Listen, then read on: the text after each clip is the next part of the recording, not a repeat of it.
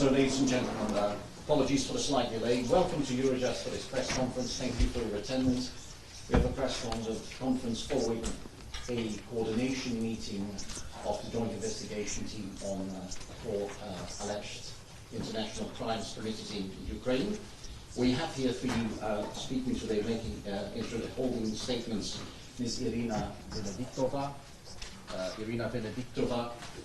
Prosecutor General of Ukraine, Ms. Nina Grunskiene, Prosecutor General of Lithuania, Mr. Dariusz Baczni, First Deputy Prosecutor General of Poland and National Prosecutor, Mr. Karim Khan QC, Prosecutor of the ICC, and Mr. Ladislav, President of Eurojust. You know that the Joint Investigation Team was set up on 25th of March, but in the meantime there have been developments, and Ms. Venediktova, you would like to make an announcement. Just for your information, translation is available in Lithuanian, Polish, English and Ukrainian. But Ms. Venediktova, please. Thank you very much, dear friends, dear colleagues. As a Ukrainian citizen, as a Ukrainian prosecutor, in such tragic historical moment in Ukraine, when now Ukrainians are suffering, they are still under shelling, under bombing, I am proud to be here. I am proud that I have this floor with my colleagues, with our old members of JIT, with our new members of JIT, with President of Eurojust Hamran, with Prosecutor of ICC Karim Khan. Actually, it means that we have huge judicial front. For Ukraine, not only military front is very important diplomatic front, and maybe now we feel it, we see it, how important judicial front and front of honest news, because huge propaganda what we have in the world, it's actually again what we should think about our honesty, about what we will do not only today but tomorrow. I am delighted to inform you today that the judicial authorities of Estonia, Latvia and Slovakia became members to the Joint Investigation Team. 21st of March, we created Joint Investigation Team with Lithuania and Poland. ICC, firstly in their history, started to be participants 25th of April. We're happy that we do it everything on the platform of Eurojust. And today we have new 3 members, Estonia, Latvia and Slovakia. Every day in Ukraine we have extra 200, 300 war crimes. For this moment we have near 15,000 cases only about war crimes. We have our anchor case, it is crime of aggression. In this approach, it is crime of aggression, we have more than 600 suspects. Actually, it is high level of top militaries, politicians and propaganda agents of Russian Federation. When we speak about war crimes in Ukraine, you know we have near 80 suspects, people whom we identify as war criminals and started to prosecute them. We have just today 2 trials and another 2 Russian militaries in the court. We had a sentence that they have 11.5 years in a prison because they shelled civilian infrastructure in Kharkiv region. In previous week, you remember, we had the case about person who killed civilian in Sumy. Of course, such number of crimes, war crimes, crimes against humanity, unfortunately, we don't have in our criminal courts, but actually what we see in Ukraine is crimes against humanity. To investigate and prosecute very hard and very difficult when we're still in fighting, when in Ukraine we still have very aggressive and brutal war, when we don't have access to the territory which are temporarily occupied. But I feel, I trust and I hope that with my international colleagues, with international community of lawyers, we can speak about justice. Because what we need now, all people on our planet, we need justice. We want accountability. We all understand that law should protect other people from such possible wars, from such possible dictators, and so on. That's why I'm so happy that we can create such mechanisms and models. Thank you very much. Thank you, Ms. Benediktova. Then I would like to pass the floor to Ms. Brunskiene. Please. Labą dieną, malonu jūs visus čia matyti. Labai džiaugiuosi, turėdama galimybę trumpai papasakoti apie tai, ką daro Lietuva, tyriant Ukrainoje vykdomus karo nusikaltimus ir paaiškinti, kodėl mums tai yra svarbu. Šių metų kovo 1 dieną pradėjome ikiteisminį tyrimą pagal 3 Lietuvos Respublikos baudžiamo kodekso straipsnius dėl tarptautinės teisės draudžiamo elgesio su žmonėmis, dėl agresijos ir draudžiamų karo atakų. Tokį sprendimą priėmėme įvertinę mus visus pirmomis karo Ukrainoje dienomis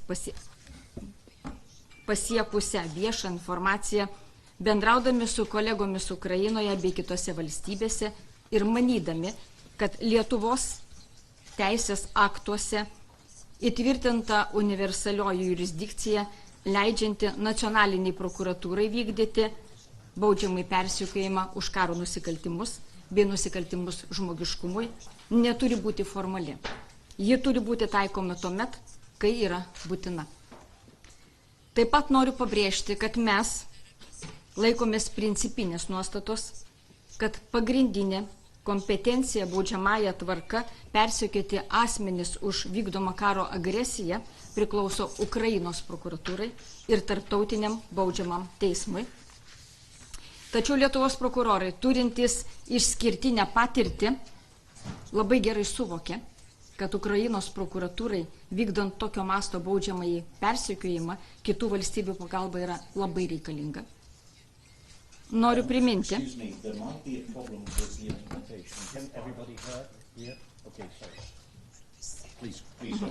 Noriu priminti, kad Lietuvos prokurorai, dėja negavę tarptautinės pagalbos, 30 metų vykdė baudžiamąjį persekiojimą dėl sovietų armijos per 1991 metais sausio įvykius Lietuvoje padarytų karo nusikaltimų. Per šiuos įvykius buvo nužudyta 14 žmonių, virš 800 žmonių buvo sužeisti, nes sovietų karinės pajėgos naudojo šaunamosius ginklus, sprogstamuosius įtaisus, sunkiąją karinę techniką prieš civilius bei ginklius asmenis. Ir nors Lietuvos baudžiamasis procesas buvo itin ilgas ir išskirtinai sudėtingas, išnagrinėjęs bylą teismas 67 asmenys pripažino kaltais ir nuteisė. Tai yra labai svarbus mums rezultatas. Rusijos federacija prieš keletą metų pradėjo neteisėtą ir tarptautinės bendruomenės pasmerktą Lietuvos prokurorų, teisėjų, tyrėjų baudžiamąjį persekiojimą, bei tarptautinė jų, kaip tariamų nusikaltėlių paieška. Tokia yra Lietuvos pareigūnų kaina už teisingumo vykdymą. Todėl į tyrimą dėl karo nusikaltimų Ukrainoje mes žvelgiame per ypatingą sausio 13-osios bylą, per jos įgytą patirtį, kurią norime pasidalinti ir su kolegomis iš Ukrainos. Nuo pat pradžių buvome įsitikinę ir kalbėjome apie tai, kad efektyvus bus tik bendras visų suinteresuotas darbas ir glaudesnė nei įprastinė teisinė pagalba bei tarpusavio parama. Todėl padedant Eurojustui, Lietuva inicijavo jungtinės tyrimų grupės sudarimą, kad galėtume efektyviai koordinuoti tarpusavio veiksmus, greitai dalintis informaciją ir konsultuotis, kaip tinkamai rengti įrodymus, kad jie visi būtų vėliau panaudoti tarptautinio baudžiamo teismo ar kituose teisminiuose procesuose. Džiaugiuosi, kad šiuo metu iškart sutapo Lenkijos ir Ukrainos kolegų pozicija. Netrukus šį sprendimą palaikė ir prie jungtinės tyrimo grupės veiklos prisijungė Tarptautinio baudžiamojo teismo prokuratūra. O šiandien turime dar 3 naujus šios grupės narius – Latvija, Estija ir Slovakijos prokuratūros. Dar viena svarbi paramos Ukrainai forma, kurią noriu paminėti, tai profesionali pagalba vykdant tyrimo veiksmus pačioje Ukrainoje. Iš Lietuvos į Ukrainą jau buvo išvykusios 2 prokurorų, pareigūnų ir ekspertų grupės, kurios dalyvavo tokio įvykio vietų apžiūrose Kijevo ir Charkovo srityse, bei liudytojų ir nukentėjusiųjų apklausose.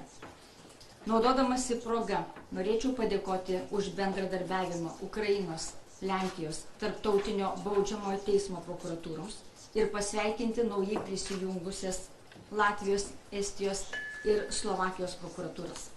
Labai džiugu matyti, kad jūsų ryžtą imtis visų įmanomų priemonių ir suteikti Ukrainai maksimaliai galimą pagalbą, siekiant, kad visi Ukrainoje įvykdyti karo nusikaltimai būtų ištirti, o kalti asmenys patraukti baudžiamojo atsakomybėn. Dėkoju uždėmesį. Thank you very much, Ms. Bruins-Kiene. Mr. Baszki, if you could take the floor, please. Proszę bardzo.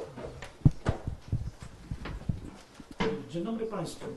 Szanowni Państwo, polska prokuratura wszczęła śledztwo w tej sprawie 28 lutego. Podstawą wszczęcia było wywołanie wojny napastniczej przez Federację Rosyjską skierowaną przeciwko suwerenności, integralności terytorialnej i politycznej niepodległej Ukrainy. Ale przedmiotem wszczęcia tego postępowania były również działania podejmowane przez władze i funkcjonariuszy Republiki Białorusi oraz funkcjonariuszy tego kraju, którzy udostępnili terytorium swego kraju do tych działań napastniczych.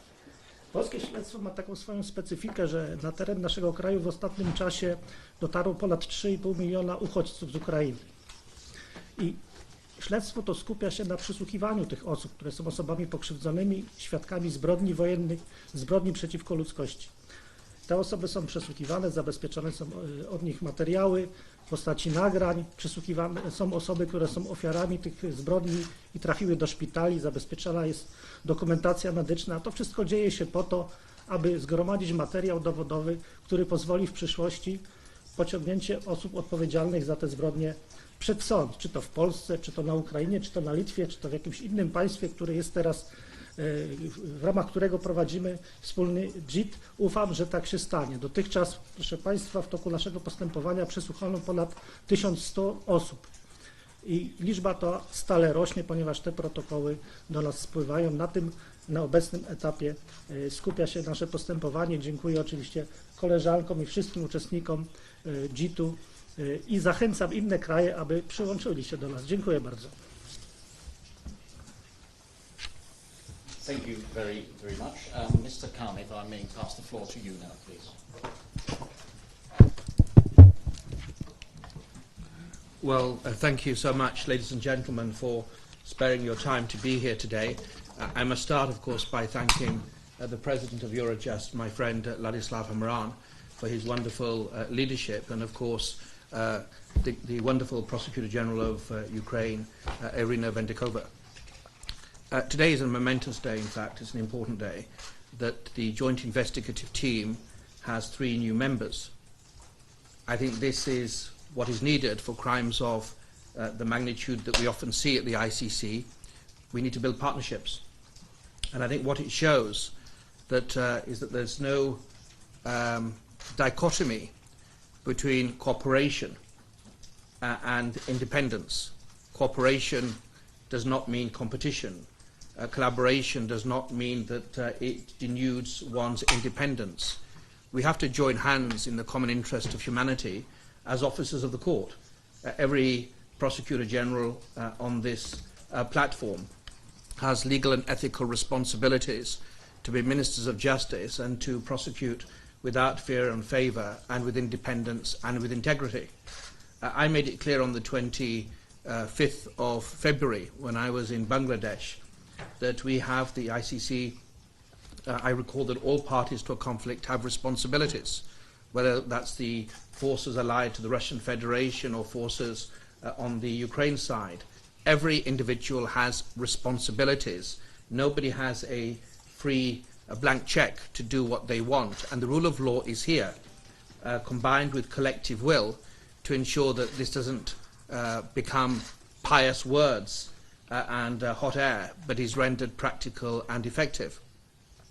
This morning we also met with many other national authorities, but also Commissioner Johansson and also Commissioner Reinders attended, and I think it shows that there is this common front of legality that is absolutely essential, not just for Ukraine, for the Ukraine situation, but for the continuation of peace and security all over the world. We need to work understanding that the rule of law provides an essential anchor that can prevent conflagrations if we are willing to uphold those standards and not sacrifice them based upon the exigencies of a particular situation or short-term political advantage.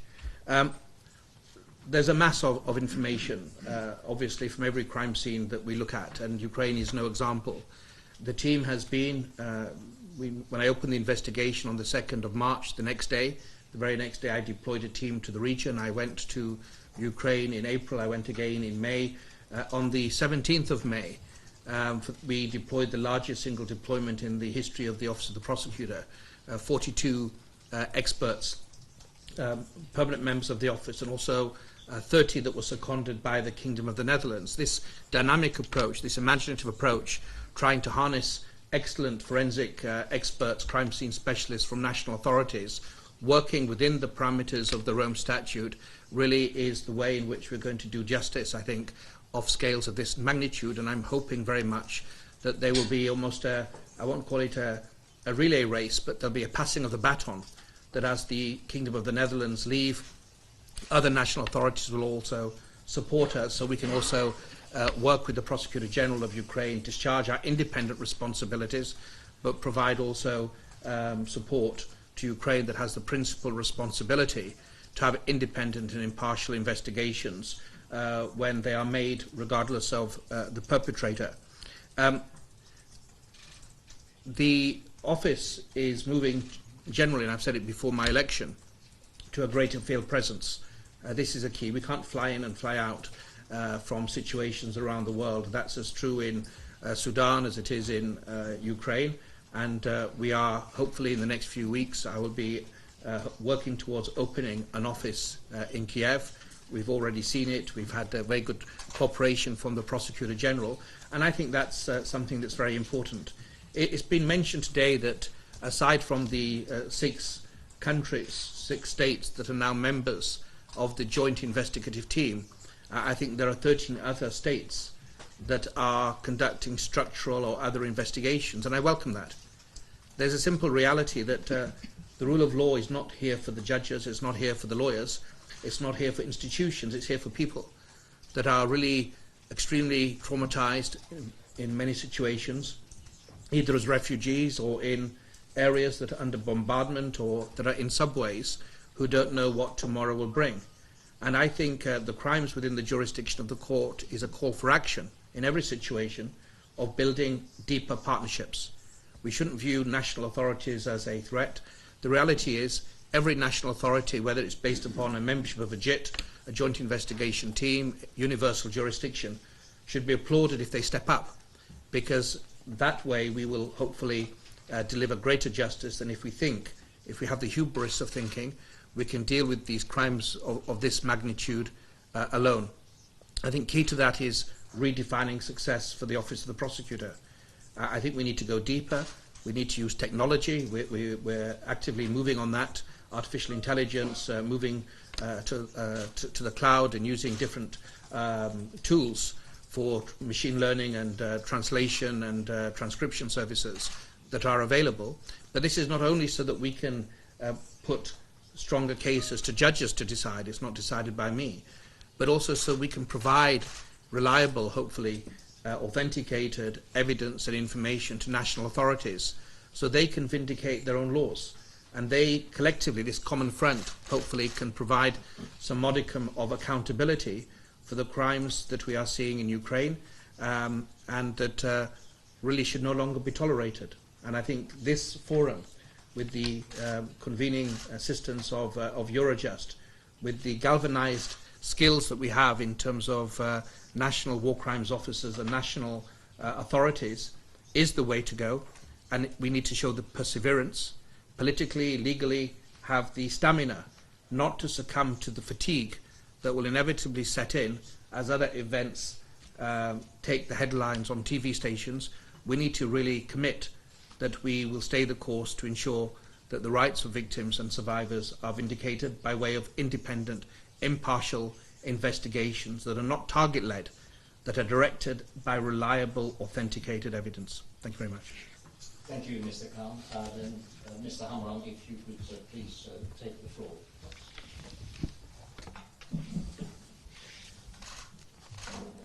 Thank you so much. Good afternoon, ladies and gentlemen, and thank you for accepting our invitation for this press conference. I would like to start with words of gratitude to all my colleagues sitting here, because they showed bravery. They also showed that they care about the rule of law, and they are not afraid to proceed with the investigations despite of the very challenging political and geopolitical circumstances. Ladies and gentlemen, never in the history of armed conflicts has the legal community responded with such determination. Only 6 days after the conflict started here in this building, here at Eurojust, the decision to set up the joint investigation team was made. 1 month later, the joint investigation team agreement was signed. Another month later, the ICC joined the joint investigation team as a participant. And now, 3 months, 3 additional EU member states are joining the joint investigation team. In parallel, there are 6 EU member states that have opened their own investigations based on the principle of universal jurisdictions, and we know that other non-EU countries are doing the same. Meanwhile, NGOs and civil society organizations are also collecting precious information about core international crimes allegedly committed in Ukraine. We can fairly conclude that the war in Ukraine will be the most documented armed conflict we have ever witnessed so far. As a result, evidence is located in many different jurisdictions, whether in the EU or outside, or collected by the ICC investigators. And we see an urgent need for coordination. And this is where Eurojust comes in. We have more than 20 years of experience in coordinating large-scale operations, and we would like to offer our experience and expertise to the members of the joint investigation team and also to other countries having their own investigations. A few words about the role of Eurojust and the support to joint investigation team. First of all, Eurojust was providing legal support to a joint investigation team. As you know, joint investigation team needs a legal framework in which it operates. So we helped to negotiate the so-called joint investigation team agreement, and which was then signed by all countries. We are very pleased that the ICC prosecutor decided to join the joint investigation team, and this has happened in the first time in the history. So also our legal support was related to that aspect to make sure that the impartial and independent standing of the ICC is properly reflected in the JIT agreement. We, as Eurojust, will provide also technical support to joint investigation team, phones, laptops, scanners, printers, and other equipment which is important to collect war crime evidence. Eurojust will also provide to the joint investigation team financial support. You know that it's very essential that prosecutors, investigators, police officers can actually meet, that they can travel, that they have accommodation, that they can talk in their mother tongue. So we will provide interpretation, translation, and we will also provide interpretation of all collected evidence which was collected in other languages than in English. We will also do the same for the forensic reports. We will make sure actually that everything what was collected within this joint investigation team is actually shareable with all involved parties. And this is the biggest advantage of a joint investigation team, because from this moment, whatever piece of evidence is collected by these countries is immediately available to all JIT partners without any long letters of requests or European investigation orders. So we believe that with this step we will add speed and credibility to this joint investigation team. Obviously, this is a big responsibility. We understand this at Eurojust. This is not only the biggest joint investigation team we have ever supported, but as I mentioned, this is also the first time the ICC is joining a joint investigation team as a participant. Let me also say a few words about an important amendment and also pay gratitude to other colleagues in Brussels, whether in the Commission or the Council or in the European Parliament. Actually, we realized that we have to adapt our Eurojust regulation just to provide tailor-made services to the investigation of core international crimes. And actually, all this change happened in record time, and therefore, a special gratitude to our partners in Brussels institutions. So actually, according to this change, which will enter into force tomorrow, we will be able to centralize all collected evidence, whether in this joint investigation team or collected by other countries who are not yet members of the joint investigation team. Eurojust will be able to collect, store, preserve, and share core international crime evidences, analyze them, and make sure that prosecutors are simply aware who has collected what and which piece of evidence is available in which country and how it can be requested.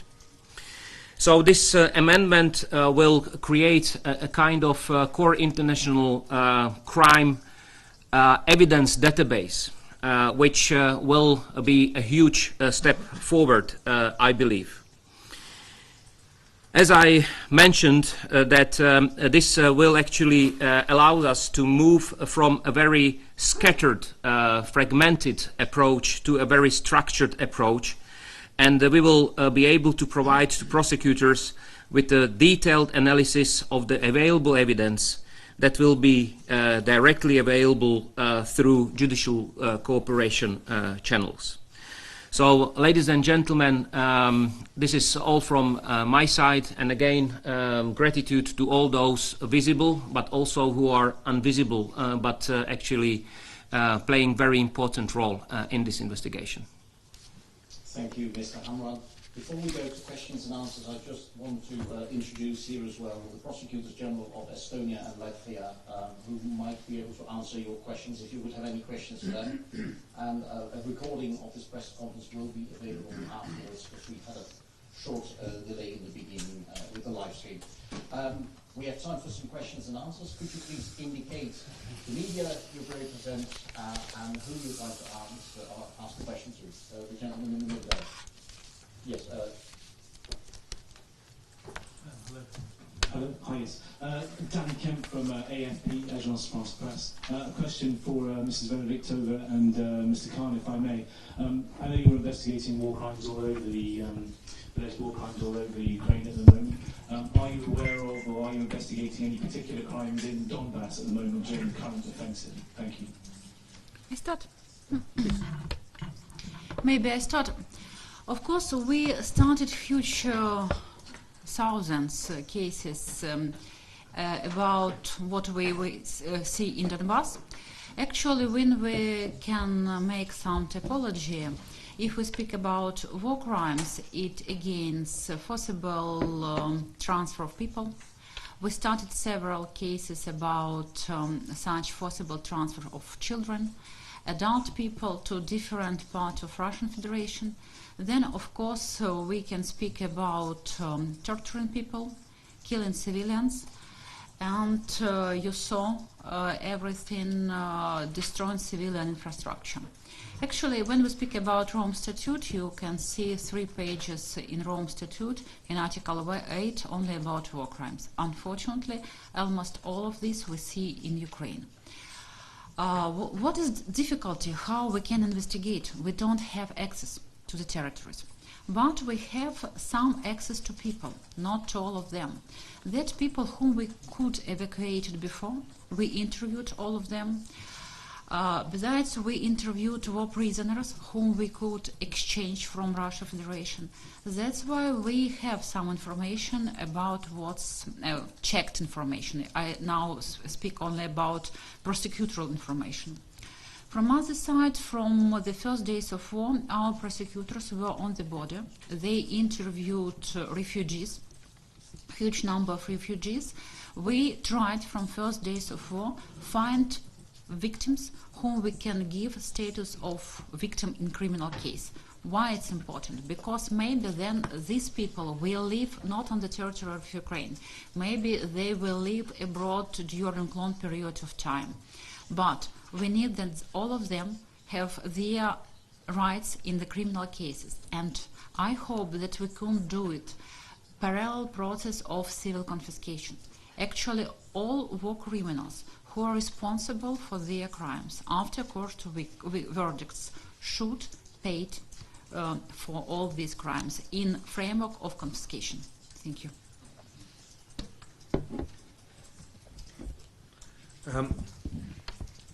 We see around the world, in terms of situations within the court's jurisdiction, examples where we investigate where we can physically enter, and also examples where we are investigating where we're not permitted entry or can't get in. I'm not going to start discussing the areas or the focus of OTP investigations. This is a criminal investigation. I've said when I was in Busha, in fact, with the Prosecutor General, that unfortunately the reality seems to be that Ukraine is a crime scene, and we'll do our best to focus our resources to make sure we can get to grips with what has taken place and elevate the most serious apparent crimes for investigation. And we'll keep going, hopefully, until justice is done, and that's why we have judges to make those final determinations. Okay, next question. The gentleman at the back there, the left at the back. It's okay for Al Jazeera. I have a question to Mr. Karim Khan, Prosecutor of the ICC. First, will murder and killings of journalists and foreign journalists correspondents in Ukraine be part of investigation into the war crime in Ukraine? And the second question, sir, our colleague, the Palestinian-American journalist Shirin Abu Aqla, the brave correspondent journalist in Al Jazeera, was killed by a bullet in the head on her by the Israeli army. As this is a state crime, are you ready to investigate this crime, or will you accept the review and the investigation of this case? Thank you, sir. As I said a moment ago, this is a criminal investigation. Of course, we're trying to have proper, candid discussions with the press to a certain area, but not to a level that will imperil investigations. As a prosecutor and as an office, we will investigate to the best of our abilities crimes within our jurisdiction. Of course, we've seen around the world, whether you look at human rights or you look at crimes within the court's jurisdiction, an increased proclivity to target journalists around the world. We've seen that. Nobel Prize winners have come from countries where journalists have been extremely courageous. Just yesterday, of course, a journalist from France was killed, but I'm not going to comment without investigation on whether or not these are going to be focuses. We have to look at every particular situation, and if there are crimes, and if we have evidence, we know what our job is. Thank you. Okay, next question, the lady in the middle there. Yes, please. Hi, Terry Schultz with Deutsche Welle, German Public Television. A question to hopefully more than one of you who will take it. How are these investigations going to be funded? Where is the money going to come from? I know that you said Eurojust will be providing some of it, but surely more is needed. Are the national governments hoping that more countries who have launched their universal jurisdiction cases will bring it under the joint investigation team, and so there will be fewer individual countries pursuing these cases? Thank you. I can start if you want. I can start when my colleague will have a think about it. About funding, actually for us very important to have assistance and support from EU, USA, UK. It's very important. What Ukrainian prosecutors have really, be sure we don't touch the money at all. Actually, we have salary only from the budget of Ukraine. We have such rules in our laws, impossible in other ways. But we are very appreciated for experts, for all kinds of experts. That experts which we can have on the ground, ballistic, forensic, damage experts, everyone, actually. And from other side, very important to have experts of international humanitarian law. Because, unfortunately, Ukrainian prosecutors are experienced about war crimes. We have war in our country since 2014, but not full-scale invasion, actually. And when we have now so huge number of criminal cases, it means that all our law enforcement agencies are on the ground, and we need people who will be with them. That's why I am very appreciated as a Prosecutor General for that help which we have. I am very appreciated for French team who helped us still there in Ukraine on the ground, all kinds of experts and investigators.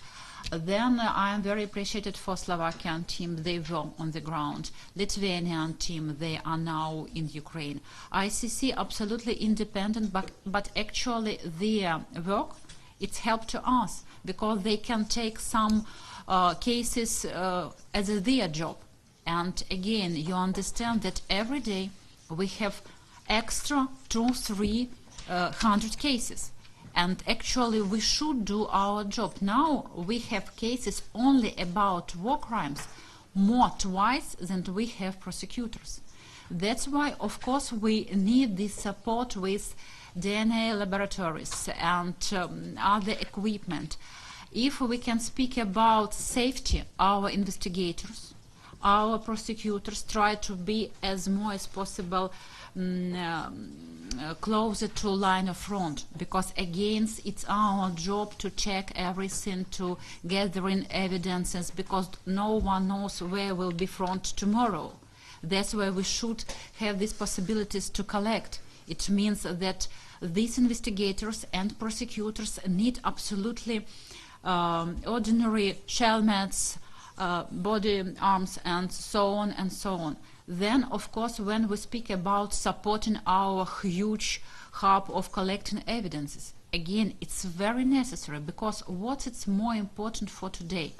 It's gathering, collecting evidences, because all we know that these processes, I mean investigation processes and then court processes, will be very long period of time.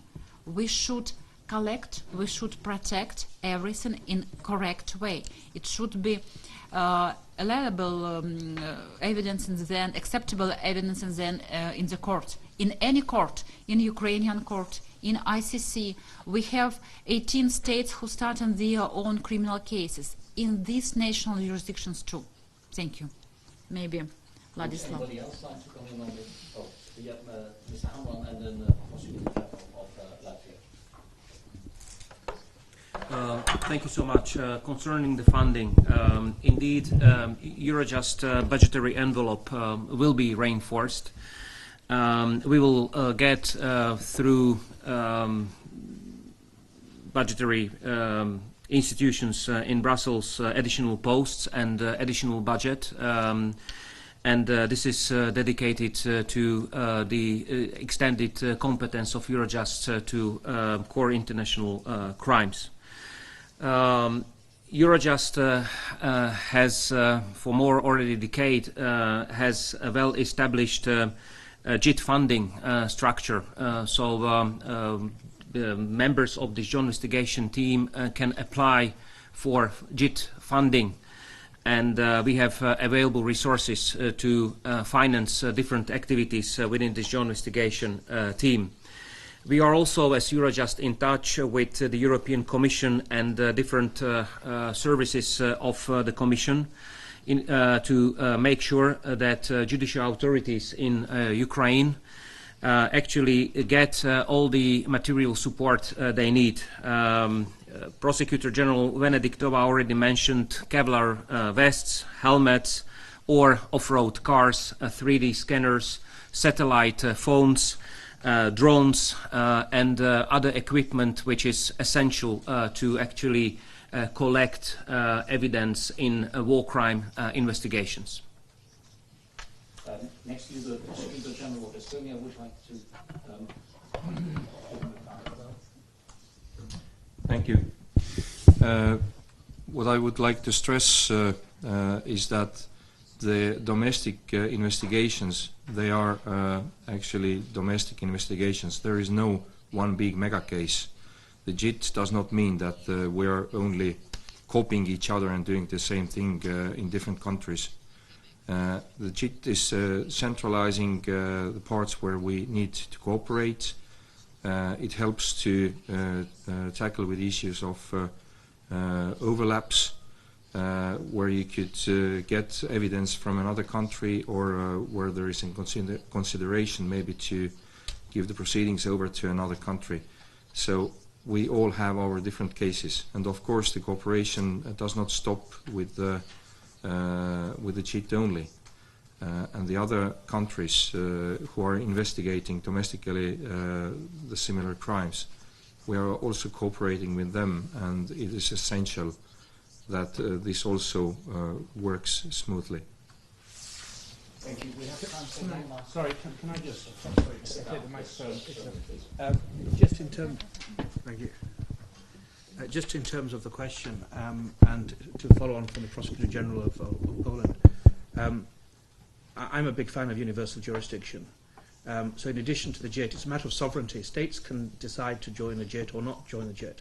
But what we should do is applaud any authority, any independent prosecutor that is trying to get to the truth and vindicate the rights of survivors. So we're not in competition. This is a shared obligation, not of Eurojust or the ICC or the Prosecutor General of Ukraine or Lithuania or Latvia or Estonia or Slovakia. It is a shared obligation of humanity. So we should stand up. Now, in terms of the finances, every prosecutor will want more resources. But I think objectively, if you look at it, the cost of justice is small potatoes compared to the billions of dollars that are that are expended in conflict. It's much cheaper to fund a judicial mechanism than to buy tanks and missiles. And I think what we need to do more effectively is to realize that the rule of law goes beyond Ukraine. It's of a general anchor for stability and security. And if we can deliver in Ukraine and do better elsewhere, hopefully the funds will come, because in the end of the day, the more law you have, hopefully it will deter the worst excesses of human behavior that we've seen time and time again in our history. Thank you. We have time for one last question. Sorry, the gentleman in the middle there. Thank you. My name is Mark Nieuwsma from Dutch... Could you use the microphone, please? Sorry. Mark Nieuwsma. Yeah. Mark Nieuwsma, Dutch newspaper NRC, for Mrs. Venediktova. So the first trial took place already, and the first verdict is there, the killing in the Sumi region. Some legal experts doubt that it's smart to do it as fast as it's happening now, while the war is still going on. So my first question is, why is it so important to do it so fast, the trial itself? I understand the investigation, of course, but why the trial so fast? And secondly, do you think it's possible that in the future Russian prisoners will be exchanged for Ukrainian POWs? Thank you very much for these questions. Actually, every time I am amazed from questions of journalists about trials. Why? Because in Ukraine, journalists ask me, why so slow? Why it's so slowly, 3 months? What have you done all this period of time? International journalists ask me, why it's so fast? After this, I every time ask Prosecutor Han, be objective and do this job in a balance between fast and slow. Actually, what is my request and answer? We go to court when we are ready. It's not a question what it will be good period of time. We are prosecutors. Actually, in Ukraine for today, near 15,000 cases only about war crimes. Just think about it, only 15,000. Tomorrow will be extra 200-300. Actually, now in this category of cases, we have near 80 suspects, 80 people whom we can start to prosecute. Actually, we have 3 sentences about murder in Sumy region, and other 2 people where today we have sentences who destroyed civilian infrastructure, who shelled civilian infrastructure in Hague region. We have another case now in the trial. It's about raper who killed husband and raped wife. Actually, it will be in absentia. Now this case in the court. Yesterday we took in the court other case about person, Russian military, who tortured civilian. It means that when prosecutors decided that they are ready, we will go to court. It's not a question fast, it's slow. But it's very important for me. From first days of law, I am not alone. I am with my international colleagues. People who are high class of lawyers, of prosecution and so on. What do you think? If Mr. Han will be on the ground in Ukraine and will see something, it's not have good quality in judicial sense, what will he will silent? No. Or Lithuanian team? No. Or French? For me, very important to have colleagues on the ground, because one question, when I speak with you, I am Ukrainian prosecutor. I protect Ukrainian people. I protect Ukrainian state. But from absolutely other situation, and when I ask all my colleagues to be with us on the ground, because again, it is objective. We have different expertise, but we all have all level of standards, and it's very important. That's why I'm proud of prosecutors who could done this case, actually, in this limited period of time. And of course, when I speak with Ukrainian citizens, I have more questions why we are not so effective and why we don't have hundreds of such people. But actually, when we speak about cases about war crimes, it's very difficult to have all evidences which will be objective. And again, I mean Ukrainians, we are now fighting for European values, for values of rule of law, of democratic values. It means that we, as a prosecutors, will do everything under these values. For me, it's very important. That's why I think that we have good case, actually. Not last, of course, and for us very important that such cases will be not only in our jurisdiction, but again I understand that 95% of job we should do it, because we have in Ukraine war, we have everything on our ground, and it's a huge challenge for our judicial system. Other question, the second question was about yes, we have technical possibilities to exchange people who have sentences. It's possible, but again, it's not a question and not competence of Office of Prosecutor General. We have other institutions who have this mandate, not we. Okay, we come to the end of one very last short question here in the front, please, Rogers. Hi, Stephanie Vandenberg from Reuters. I wanted to ask, with the explanation of Mr. Hamran, how the JIT works and all the connected evidence gathering, does that mean, and this then is for Prosecutor Khan, that all the evidence the ICC collects is also going to be available through this joint JIT network?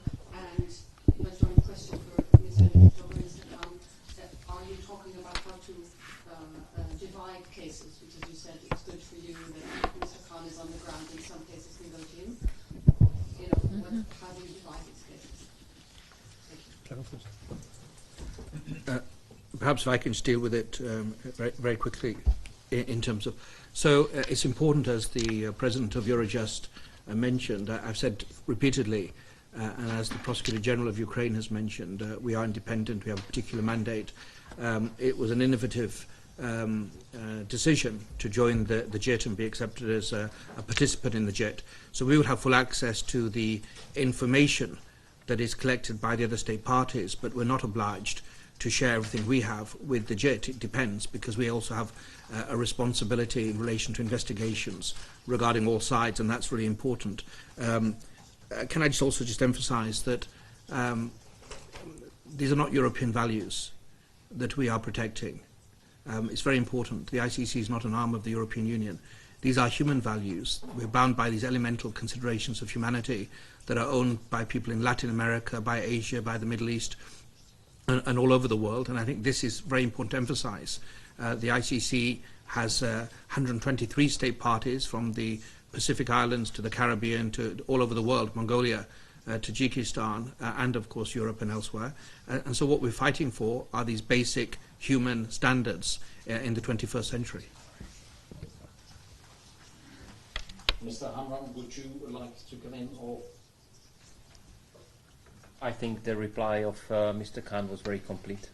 Okay, thank you. That concludes this. About dividing. Sorry, Prosecutor General. About dividing, yes, I think it's very important for us. For me, ICC, you mean like a Bayraktar and Javelin.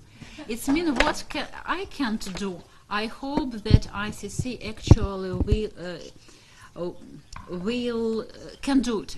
Again, international justice, it's absolutely other level of justice. We will cooperate. For us, very important that ICC have this case. Actually, when I was in October 2021, I asked Prosecutor Hunt to take cases about Ukrainian situation 2014. It means that we are very interested in our cooperation. And of course, the success of Prosecutor of ICC, it is success of Ukraine as a state, as our success and Ukrainian prosecutors too. Okay, thank you very much. Thank you all for your attendance. That concludes this press conference. We have time for one-on-one interviews for those of you who have indicated it and we have been contacting. The press release will be available outside as well on the extended legit. If you would like to work here, you can stay in this room until 4 o'clock. And the press conference will be available. I will see you then in June. Yes, I will wait for you. I think we will now try to do everything to have you put good meetings. Maybe Thomas gives us agenda with whom you want to meet. And we'll do then you decide.